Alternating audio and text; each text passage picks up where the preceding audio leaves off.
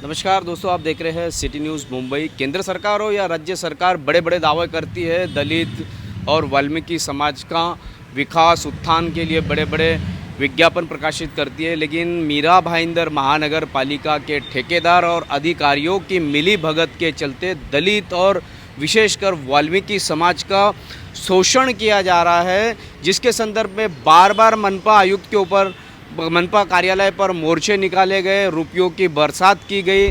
लेकिन आज भी मेरे साथ इस वक्त हेमंत है। आज भी आयुक्त मनपा के अधिकारियों की मिलीभगत के चलते करोड़ों रुपयों का भ्रष्टाचार हो रहा है, कर्मचारियों का शोषण हो रहा है, उन्हें वेतन पूरे तरीके से नहीं दिया जाता है।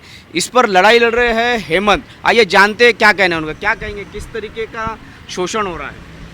अभी जो नया टेंडर मिला, जैसे पहले शाइन मेंटेनेंस को पूरा मीरा भाईंदर का टेंडर दे चुके थे लोग, और 2 साल 3 साल इन्होंने जो चलाया, उसके बाद जब हमने आंदोलन अनशन किए, पहले अनशन पे बैठा तभी मैं तकरीबन 350-400 रुपये में 3 या 4 दिन आरपीआई के माध्यम से बैठा था। दूसरा अनशन मेरा मनसे की तरफ से जब बैठा तभी 1800 रुपये मैंने तकरीबन 7 दिन का भरा है। और उसके बाद एक तीसरा अनशन मैंने कोई मतलब पक्ष की तरफ से नहीं, एक महिला को बिठाया था, तभी कोई पक्ष मेरे साथ में नहीं था और मैं लेना भी नहीं चाहता था पक्ष का साथ, और मैं ऐसे ही बैठा था। तो एक दिन का 500 रुपीज़ चार्ज किया, जिसमें 472 रुपीज़ ये मतलब बैठने का चार्ज और जीएसटी को साथ मिला के 500 रुपया। हाँ, आपको बता दें कि मीरा भाईंदर महानगर पालिका ने तुगलक फरमान दिया है कि अगर आपको इंसाफ चाहिए और अगर आपको मनपा के खिलाफ आंदोलन करना है तो प्रतिदिन आपको 500 रुपये तक का अनशन पे बैठने के मनपा को अदा करना पड़ेंगे। तो ये सब हुआ। अब अनशन पे भी बैठने की हमारी जो कमर है वो तोड़ दी, और मेन अभी पगार आते हैं, मुद्दा पगार का।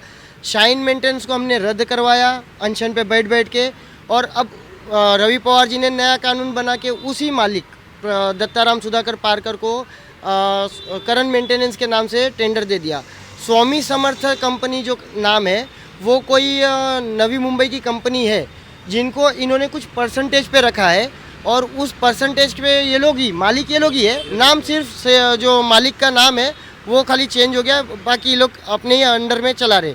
अब वो कंपनी, मैं रोकूंगा, कहने का मतलब ये है कि नाम बदला गया है लेकिन मालिक आज भी मेंटेनेंस, शाइन मेंटेनेंस ही है। तीनों ही मालिक है। जैसे 15 साल से वाल्मीकि सेवा संस्था वाला था विजय पाटिल, वो कंटिन्यू चल रहा था, लेकिन जब उन्होंने देखा कि शाइन मेंटेनेंस के हाथ में चला गया, तो हम में से कुछ कामगारों को एक्टिव किया गया कि भाई इनका मतलब टेंडर रद्द कराओ शाइन मेंटेनेंस का। किसने?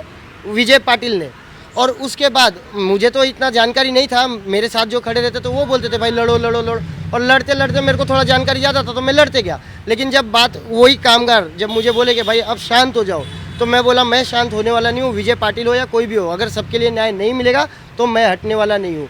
तो उसके चलते बाद में अब मुझे जब ये नया ठेकेदार आया, 3 ठेकेदार के जो ये पेपर देखे, तो रवि पवार जी ने मतलब उसमें जो लेबर एक्ट डाला था, जो पिछले शाइन वाले में 30 सीट पे एक आदमी काम करेगा, तो यहाँ पे उन्होंने लेबर को हटा ही दिया है। प्रति सीट 85 रुपीज़ कामगार को मिलेगा, वो मशीन से धुलाए या जैसे धुलाना है वैसे धुलाए।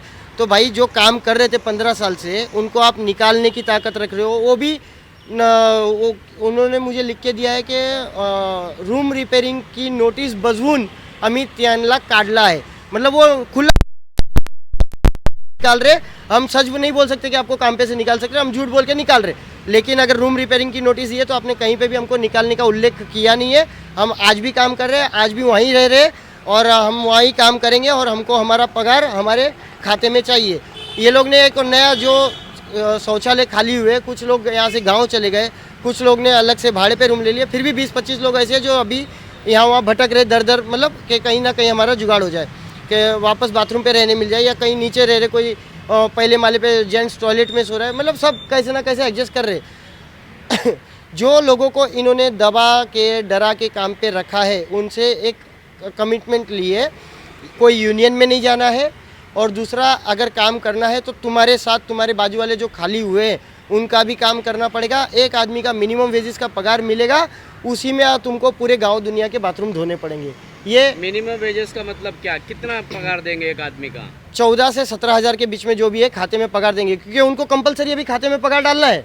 तो एक आदमी का पगार खाते में डालेंगे, वो पूरे गांव का 10-5 बाथरूम है वो पूरा उनसे एक आदमी से धुलवाएगा। और बाकी जितने भी लिस्ट में नाम है ना, कामगार के नाम पे, जैसे एक है केयूर शाह, मतलब वो मतलब ओपन कास्ट का बंदा है, वो शौचालय धो रहा है ऐसा वो बता रहे हैं। मैं भी ओपन कास्ट में आता हूँ और मैं भी सफाई कामगार हूँ, लेकिन मेरी कुछ मजबूरी थी, मैंने एक काम लिया, लेकिन मुझे नहीं लगता कि कभी वो केयूर शाह ने वो बाथरूम धोया होगा। विष्णु नटराजन आज वो खुद एक आधातर कॉन्ट्रैक्टर बन चुका है और हर एक कॉन्ट्रैक्टर के साथ ही में वो वहाँ पे शौचालय सफाई कामगार है। एक सचिन चौहान, ऐसे अनेक नाम है जिनके मेरे पास मतलब वो लिस्ट है, अभी नए सफाई कामगारों को रखा है बोल के। तो ये सुपरवाइज़रों के नाम सफाई कामगारों के जगह पे रख के उनको उनका पीएफ डाल रहे हैं, उनका पगार डाल रहे हैं, उनसे सुपरवाइज़र का भी काम करवा रहे और उनसे बाथरूम धुलवाने का भी बोल रहे, और कुछ सुपरवाइज़र आके सच में बाथरूम भी धो रहे। मेरे पास उनके भी जानकारी है, लेकिन अभी तक हमने मतलब नाम खोलना नहीं सोचा है कि भाई कोई भी एक कामगार है, उनका कुछ रुतबा है, इस वजह से मैं उनका नाम नहीं खोल रहा हूँ। बीच में आपके ऊपर मामला भी दर्ज किया गया लेडीज़ बाथरूम में जाने पर। लेडीज़ बाथरूम का मामला दर्ज नहीं हुआ, क्योंकि मैं बाथरूम में गया ही नहीं था उस वक्त। मैंने मतलब मैं और मेरी वाइफ दोनों साथ में थे। हम लोग ने 2 दिन पहले, 1 दिन पहले वीडियो निकाले थे, लेकिन जब मैंने वो मेरा जोल खोले पोल का जो ब्लॉग है उसमें वो वीडियो बनाया, तो उसमें एक शौचालय के नीचे ना कोई बंदा पानी की टंकी के यहाँ पे वो ये पी रहा था, गरद पी रहा था, नशा कर रहा था। तो मैं अभी वीडियो चालू करके, हम लोग दोनों साथ में थे, तो जैसे जेंट्स में ऊपर जा रहा तो मैंने इससे मोबाइल लेके सीधा ऊपर जा रहा हूँ, तो मैं वो देखा कि टंकी के इधर मतलब क्या गंदा पड़ा रहता है, ज़्यादातर गंदगी वहीं रहती है। तो वहाँ कोने में देख रहा हूँ तो गलत पी रहा है। तो मैं उसको कुछ बोला नहीं, क्योंकि अगर बोलूँगा अभी नशे में इंसान क्या कर देगा। तो मैं सीधा वहाँ से ऊपर चले गया, तो ऊपर और 2 साथी बैठे थे, वो भी वहाँ पे बीड़ी सिगरेट पी रहे थे, और बाद में वहाँ से मैं सीधा नीचे उतर गया। मैं वहाँ पे ये दिखा रहा था कि रवि पवार जी ने बोला था हर एक बाथरूम में वो एग्जॉस्ट फैन लगने वाले हैं। एग्जॉस्ट फैन वहाँ पे कहीं पे दिखे नहीं, मैंने वो वीडियो में डाला है मेरे जोल खोले पोल में, तो वो वीडियो में वहाँ पे कहीं दिखे नहीं। प्लस कहीं कहीं पे ऐसा भी हुआ है कि एग्जॉस्ट फैन लगे हुए, वायर भी लटक रहे, लेकिन कनेक्शन हुआ ही नहीं, खाली नाम पूर्ता लिफापूर्ति किया है, बाकी कुछ नहीं। और अभी दिल्ली की जो चेकिंग आई थी, वो लोग ने सीधा सीधा मतलब पे न्यूज़ वाले जो बाथरूम है वो मस्त चमके हुए, वहाँ पे वो बोर्ड लगा के वो लोग ने मतलब पूरा दिखावा किया है कि ये स्वच्छ भारत मिशन अंतर्गत बाथरूम है और इनकी मतलब हम इतनी अच्छी देखभाल रख रहे। बाकी सारा फर्जीवाड़ा चल रहा है और इसमें भ्रष्टाचारी अधिकारियों का पूरा हाथ है, और आरोग्य विभागों को ये पूरा जांच पड़ताल करना ही पड़ेगा और इस पर कार्रवाई करनी ही पड़ेगी। और जब तक ये लोग नहीं करते, मैं रुकने वाला नहीं हूँ। 2-3 साल मैंने दे दिया और 10 साल दूंगा, कोई फर्क नहीं पड़ता। नहीं, जब इतना बड़ा बात है, पुराने आयुक्त दिलीप ढोले ने आपकी नहीं सुनी, तो नए मनपा आयुक्त आए हैं, क्या आप उनको मिले, क्या हुआ उनसे कुछ बात? मनपा में पहले दिलीप ढोले जी से मैंने बहुत 3 साल में तकरीबन हम लोग, एकनाथ शिंदे जी ने सीधे बोले थे कि जाके मिलो। हम लोग को सुबह 9 बजे से लेकर 6 बजे तक बिठा के रखने के बाद इसने फिनाइल वगैरह पिया, और उसके बाद उस पर 309 का गुना दाखिल हुआ, लेकिन वो क्यों पिया तो उसका कोई कार्रवाई नहीं हुआ। दूसरा, अभी संजय काटकर साहब आए हैं, मैंने उनसे 18 अगस्त से लेके अभी तक बाय मेल, मेरे मेल से मैंने उनसे अपॉइंटमेंट के लिए, वो भोसले साहब है, महेश भोसले साहब, उनको मैं कंटिन्यू मतलब मेल कर रहा हूँ।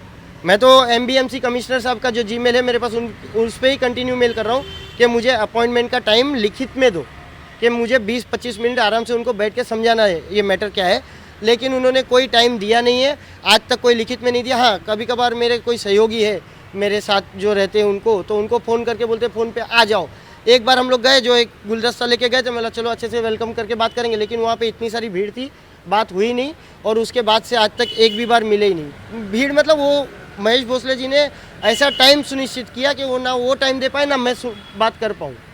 तो ये मतलब सच बोलूँ तो अब अगर एक दिलीप ढोले जी की बदली हुई है तो भोसले साहब को भी वहाँ से हटाइए, और कोई नया बंदा आएगा तो वो कैसा है, हम डायरेक्ट मिल पाएगा। क्योंकि जो पिछला हो रहा है ना, क्या करेगा। यही कह रही हूँ कि हम गरीबों की सुने, जैसे ये लोग आगे आगे बढ़ा रहे, हमारी बात नहीं सुन रहे, हमको इग्नोर कर रहे, तो हम गरीब कहाँ जाएंगे, हम किसको बताएंगे।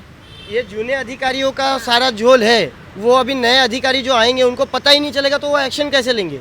काटकर साहब से पूरी बात करनी है, लेकिन वो बात करने के लिए टाइम मिल ही नहीं रहा है। तो ये थे हेमंत, इन्होंने बताया किस तरीके के मनपा के अधिकारी और इंजीनियर, अब मनपा के अधिकारी, शाही मेंटेनेंस का ठेकेदार जिसने नाम बदल करके ये टेंडर वापस लिया है, पुराने लोगों को हटा दिया गया है, नए लोगों को रखा गया है, इसके अलावा उनसे डबल काम लिया जाता है और काम भी सरकारी मिनिमम वेजेस के अनुसार ना होते हुए बढ़ाकर के काम दिया जाता है। 2 शिफ्ट की बजाय 1 शिफ्ट का ही पेमेंट दिया जा रहा है। इसके अलावा किस तरीके से भ्रष्टाचार है इस संदर्भ में उन्होंने खुलासा किया। मनपा आयुक्त को अब देखते हैं इन्हें अपॉइंटमेंट देते हैं या और इनकी समस्या सुन करके उन्हें वो हल करते हैं, या जिस तरीके से पिछला मनपा आयुक्त ने किया अगला पार्ट पिछला सपाट अगला पार्ट, इस तरीके का कारभार होता है। आने वाला वक्त ही बताएगा। इसी तरीके की खबरों के लिए मेरे यानी शकील शेख एकता पोद्दार के साथ बने रहे, देखते रहे सिटी न्यूज़ मुंबई।